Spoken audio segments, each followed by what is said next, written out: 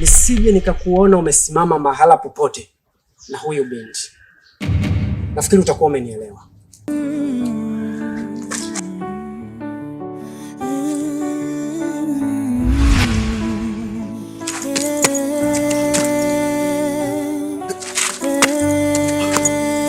Bahati huyu mizimu umekataa. Ningemfumua leo, ningemuonesha. Muone kwanza na nywele zake kama tembele iliyokosa afya. Hisia za moyo, hisia za upendo mwada, kupenda haki ya moyo, unafanya kusudi mwadawa, unafanya vibaya.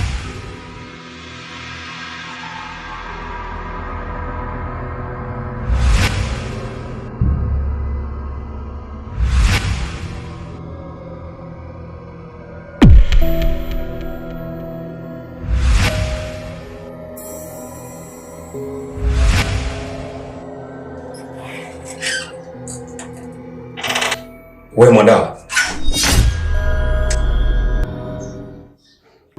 Hisia za moyo, hisia za upendo mwadawa, kupenda haki ya moyo, unafanya kusudi mwadawa, unafanya vibaya asali yako kuigawa. Ndugu wanagombana kwa sababu ya penzi lako. Mitego,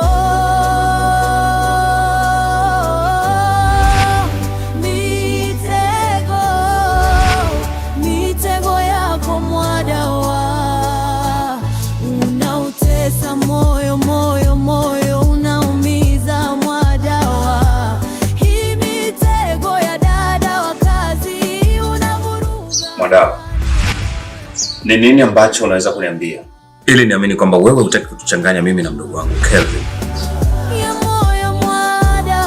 Bachu, mimi nakupenda sana wewe, na hakuna chochote kile nilichokuwa nimeenda kufanya na Kelvin. Ni wasiwasi wako tu.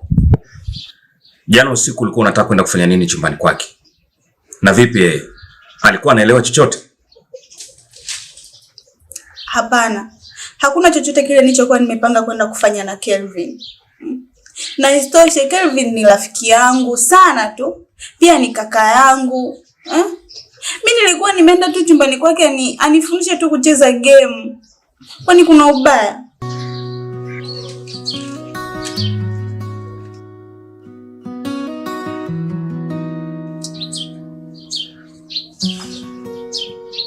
Mwadawa, usije kumpa hii sukari mdogo wangu Kelvin. Itamkolea. Alafu mimi na yeye tutajikuta tunakosana. Sawa, nimekuelewa kipenzi changu. Mimi nakupenda sana wewe. Lakini mkeo ananichukia sana na anatamani kunifukuza huko ndani. Usiwe na wasiwasi. Nitakulinda kama almasi. Alafu jitahidi tu kupunguza mazoea na Kelvin. Hicho ndo kitu pekee ambacho yeye hapendi kabisa kukiona. Sawa. Wow. Kweli.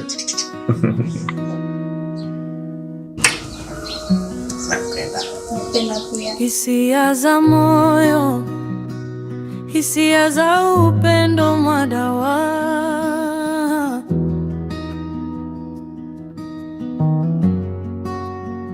kupenda haki ya moyo. Unafanya hapa nimepiga hesabu za kawaida tu. Nimegundua kwa umetumia kama 300,000 kumuonga tu Mariam. Na hujaambulia kitu chochote zaidi ya mabusu tu. Unategemea hapo mjomba unapata faida gani? Wewe mtoto wewe. Nakwambia hivi, sasa kama mimi ninamuonga pesa huyo Mariam na naambulia mabusu, wewe kinakuuma nini? Kwani pesa si za kwangu? Tena chunga kauli zako, usiongee maneno mimi nikaja nikakusemea maneno mabaya wewe ukaja ukapata laana. Maana Waswahili wanasema mjomba ni mama, na wakukosea kusema hivyo. Walichokimaanisha ni kwamba baina ya mama na kaka yake ni kitu hiki kimoja. Kwa hiyo chunga sana. Mjomba, mimi najaribu tu kushauri. Tatizo lako unatongoza kizamani. Tongoza kisasa. Maneno mengi, pesa kiasi. Sasa wewe kelele. Unaona sasa matusi yako mjomba? Ndio hicho nilichokuwa nakisema. Sasa nakwambia hivi, huyo Mariam siku akija kuishi humu ndani, wewe lazima uame. Utaondoka humu ndani. Nani ahame? Mimi. Wewe ndio. Mimi sihami. Nakwambiaje utaama humu ndani. Sasa kama ulikuwa unajua kabisa mjomba wako hajui kutongoza, wewe ulikuwa unaona uzito gani kunisaidia mimi? Si unisaidie kutongoza ili nimpate. Unakuja kunisema tu na kusimanga kisa naambulia mabusu. Sasa nasemaje? Mimi ukiendelea na hizi tabia zako na hii mienendo yako, mjomba na mlamba na mlamba eti. Na mchanga hapa na ulamba. Mimi nitakuja kukupa laana wewe. Sasa kama mimi maneno kidogo pesa nyingi, wewe kama unajijua unaweza kutongoza zaidi yangu mimi, si ungekuja kunisaidia mjomba wako? Hebo, unakaa unaboboaje tu. Ukiambiwa mjomba ni mama, maana yake ni kwamba mimi na mama yako ni kitu kimoja. Maana yake ni kwamba mimi naweza nikakupa laana wewe na ikakupata. Usinitolee macho pumbavu mkubwa.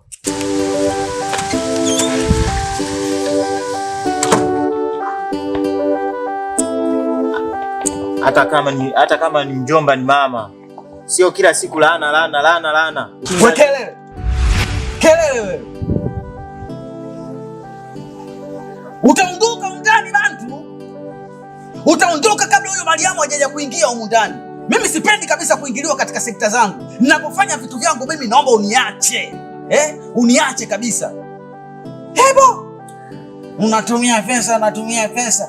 Pesa kwa taarifa yako ndo kila kitu katika maisha haya. Ziwe zama za zamani, ziwe zama hizi, ziwe zama zijazo. Bila pesa hakuna kitu kinaenda katika maisha haya.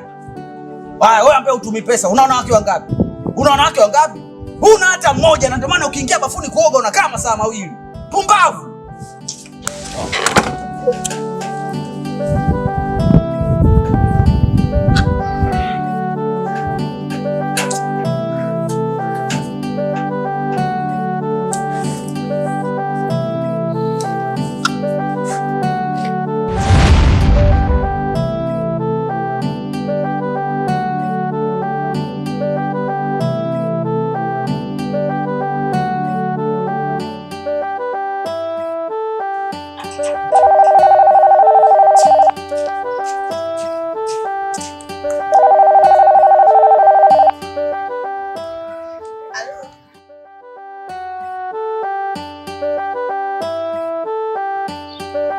Hapana, kiukweli jana nilishindwa kutimiza kusudio langu.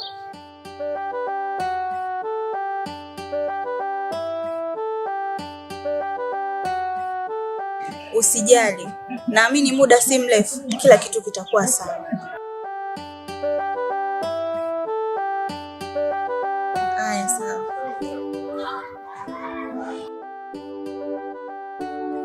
Kwa vyovyote vile ni lazima watalipia. Labda sio mimi Mariam. Aha.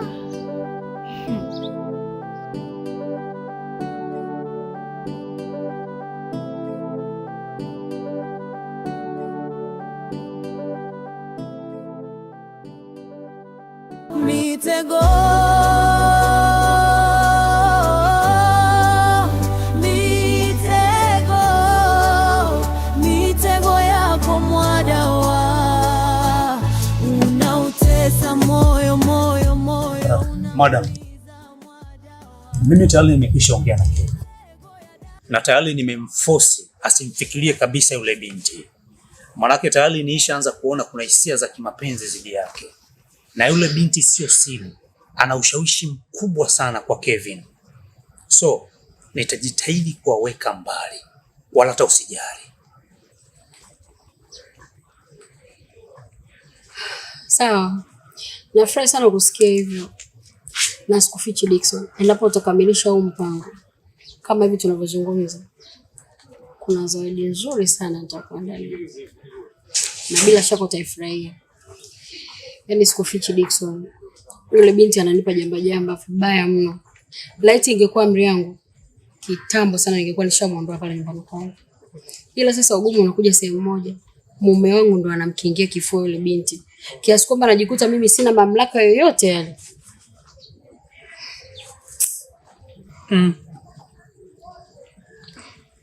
Pengine ni kwa utendaji wake mzuri wa kazi. Unajua kiukweli yule binti ni msafi sana. Yaani toka alipokuja pale nyumbani, sasa hivi pale nyumbani kunaonekana ni kuzuri sana. Yaani tofauti na kile kipindi huko yule binti mwingine. Kwenye hilo nisipinge, uko sahihi, maana hata mtu mbaya na uzuri wake pembeni, si ndio? Upo sahihi kwenye hilo. Ila shida ni moja, yule binti ana tabia chafu. Sikufichi, yani ana tabia mbaya. Tena shida kubwa ipo kwenye swala la mavazi. Unajua fika pale nyumbani kwangu mimi nakaa na vijana wawili, mume wangu na shemeji yangu. Sasa iwapo mtoto wa kike anapita pale mbele yao na nguo zile za mitego, anatengeneza mazingira gani? Moja kwa moja anaona kabisa anataka kwenda kuniharibia nyumba yangu. Kwa kiufupi, mambo kama hayo mimi yananiumiza na yananifanya nakosa amani kabisa. Basi sawa. Mimi kazi yako nitaifanya utakavyo. Basi sawa, mimi nafurahi kusikia hivyo. Kwa hiyo mimi ngoja nikuache. Kuna mambo ngoja nikaendelee kuyafanya. Basi poa, ina noma. Hapo. Poa. Mtoe hai mshikaji wewe. Usijali.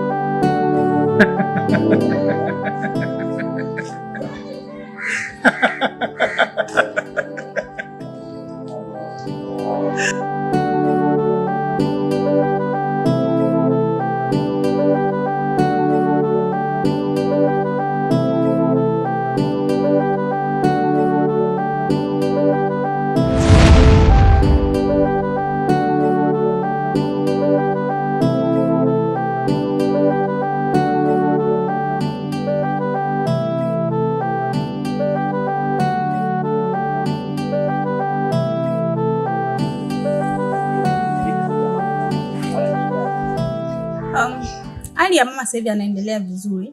Kwa kweli namshukuru Mungu, sasa hivi anatembea, kifua kimeacha kubana. Yaani kiufupi Mungu ni mwema, anaendelea vizuri. Ni jambo jema sana. Na tuzidi kumuombea kwa Mwenyezi Mungu aendelee kutengemaa hivyo hivyo. Afya yake ikae vizuri, amweke sawa. Mwisho wa siku awe na pumzi madhubuti kabisa na apate uzima. Unajua wazazi ndio nguzo. Kwa hiyo mzazi akishakuwa na afya njema au akifurahi na mambo vipi? Mali.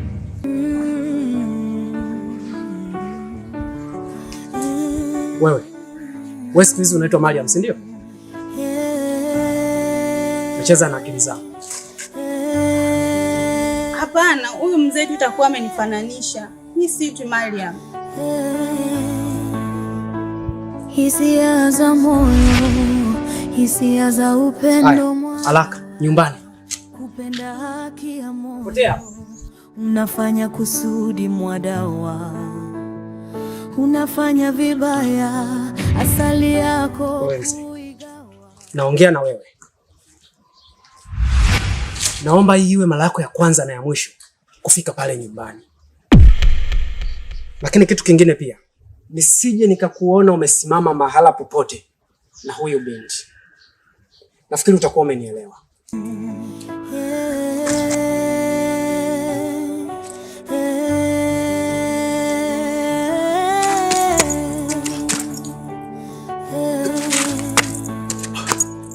Bahati huyu mizimu imekataa.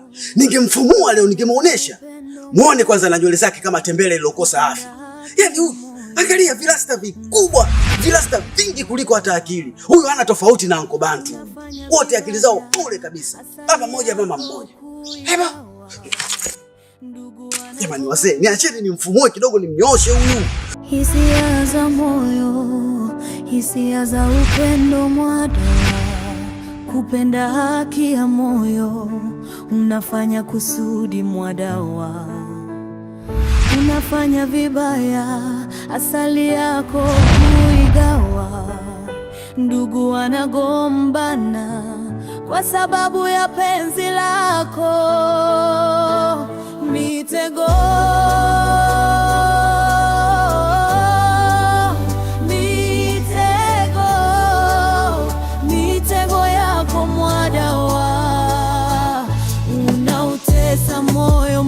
moyo unaumiza mwadawa.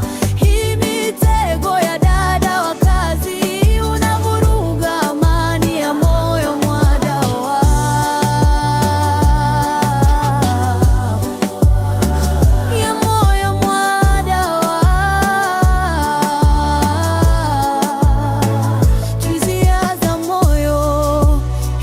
jaza upendo Mwadawa, kupenda haki ya moyo, unafanya kusudi Mwadawa, unafanya vibaya asali yako kuigawa. Ndugu wanagombana kwa sababu ya penzi lako. Mitego,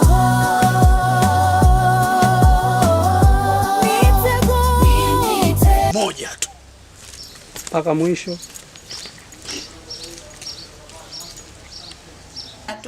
Pia ni kaka yangu eh? Mimi nilikuwa nimeenda tu chumbani kwake anifundishe tu kucheza game. Kwani kuna ubaya?